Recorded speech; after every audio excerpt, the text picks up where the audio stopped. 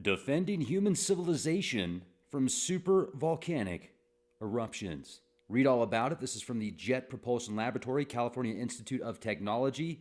You can see the names right here in front of you. And I want to thank everybody for being here. This podcast, we're going to talk about Yellowstone and how JPL is presenting a plan with the California Institute of Technology to divert doom and give people thousands of years of energy. Now, if you look here, you'll see this is a magma graph showing you comparisons of Yellowstone during different timelines, the Long Valley, California. You can see a couple places in Indonesia, Alaska, Mount St. Helens in Washington. And there was ash that made it to the other side of the world, and you can see how small that is in comparison. I would like to let you know real quick, this podcast is brought to you in part by virtualshield.com/leakproject. Did you know you have the right to keep your information to yourself? You can do it for less than $4 a month. The fastest, most secure VPN on this planet anyways. Go to virtualshield.com/leakproject. Check out the amazing opportunities for Leak Project listeners. All right, now let's go back to the podcast. This shows you, this is directly from AGU, and this was presented in 2014 data to show possibilities of a explosion with a month-long eruption of 330 square kilometers using 2001 wind fields. You can see that right there. So what's interesting is when you read the data, let me share this with you real quick. This is from NASA's ambitious plan to save Earth from a supervolcano. Now, it's not necessarily NASA's plan, but that's how BBC had titled it. That's the title from BBC News. It's JPL and University of California. So following an article that BBC published in reference to the threat of a Yellowstone supervolcano eruption late 2017, a group of NASA researchers got in touch to share a report previously unseen outside the space agency about the threat of supervolcanoes, and also what could be done to prevent a catastrophe. This is a quote. "I was a member of the NASA Advisory Council on Planetary Defense, which studied ways for NASA to defend the planet from asteroids and comets," explains Brian Wilcox of NASA's Jet Propulsion Laboratory at the California Institute of Technology. "I came to the conclusion during that study that the supervolcano threat is substantially greater than the asteroid or comet threat." Interesting. Now, I wonder if these mass extinctions in the past are linked to the volcanoes, and if volcanoes erupting are linked to sun cycles. So NASA scientists came to consider the problem, and they found the most logical solution could simply be to cool down a supervolcano.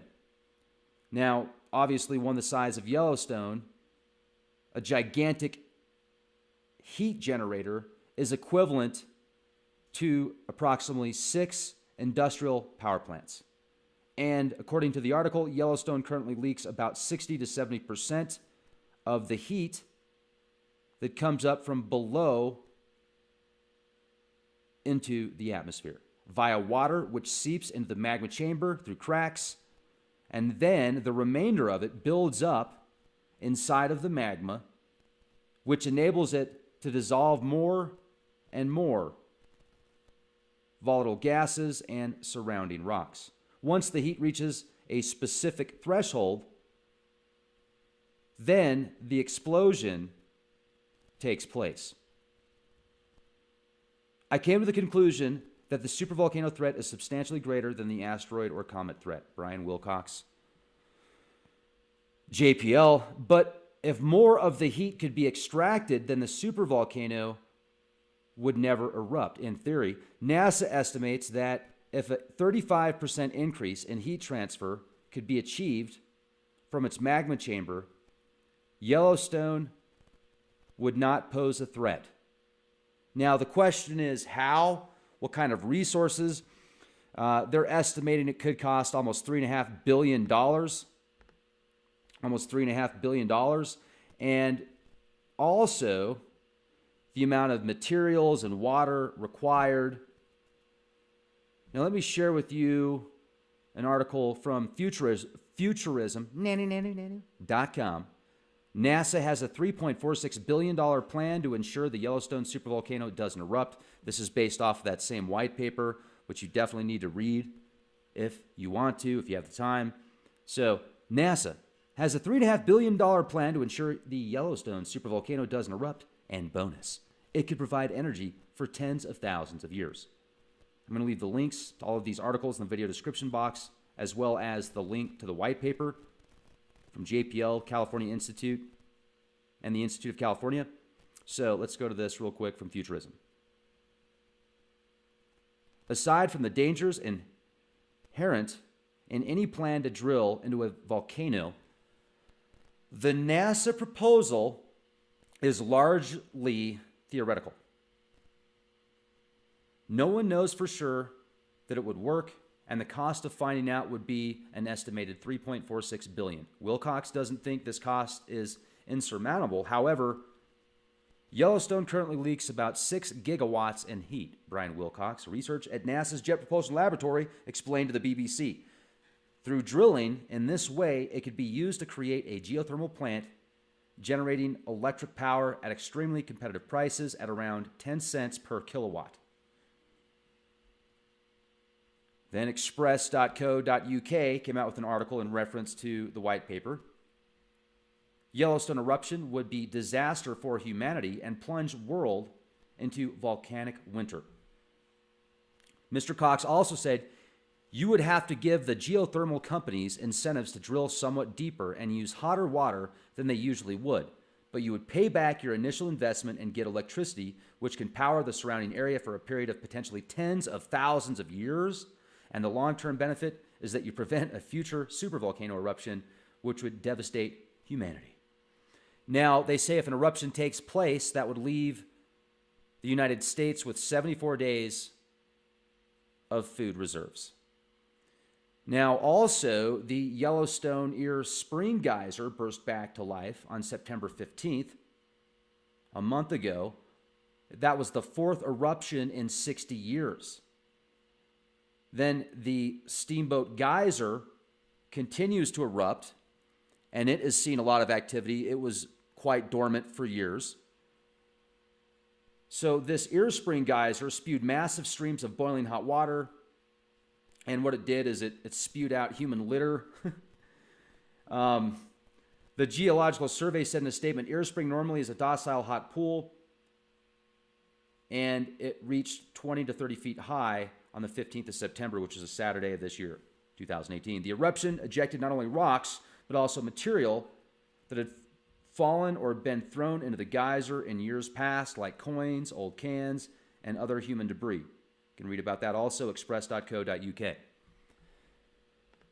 Now, remember the Star Trek film where they're on the planet Nibiru. How convenient. They're on the planet Nibiru, and Spock prevents a supervolcano from destroying the planet. Then when they fly off, this tribal group of people sees them fly off, and they think they're a god, so they write in this petroglyph the ship as a god. The question is, if we figure out how to stop these super volcanoes, and what type of implication will that have on the rest of the planet? Because every action has a reaction. No good deed goes unpunished. So what's that going to do to the rest of the world? If you create ways to cool off these, like let's look at Kilauea, for example. Isn't it odd that they have a geothermal plant out there not far from where Kilauea volcano is, and we've kind of forgot about that, haven't we? I need to do some more research into that, see if it's still spewing, see what happened to the plant out there. Some of the wells were covered with lava, but they had preventative measures in place to make sure that the lava didn't penetrate, or hopefully not penetrate, the wells. This is a Sun Cycle, great web article on Wikipedia showing different timelines and events, 400 years of sunspot observations, grand solar minima and maxima. Hello. Which do you prefer? Now, okay. Now, Roman warm period, the medieval maximum. Now, what I need to do is overlay the scientific data with the Sumerian king list and compile these timelines and these flood date estimates and see how close they are. Wouldn't it be amazing if we could confirm kingships that lasted for tens of thousands of years? And then you find out how to change the DNA to give anybody that opportunity to have that lifespan, if they so choose, to live 10,000, 20,000, 30,000, 100,000 years. It's in your genes to age. Ladies and gentlemen, we live in amazing times and really exciting to look at all this information and be able to compare all this data.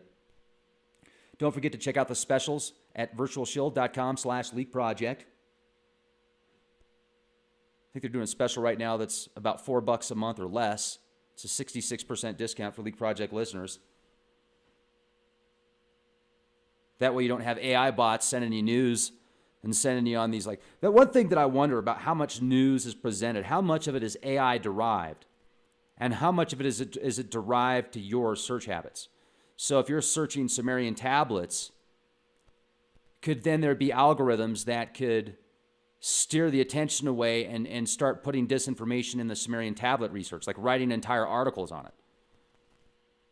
It's tough enough to come up with the answers without having to worry about algorithms manipulating what you research to send you on paths searching for the carrot at the end of the stick that probably doesn't even exist.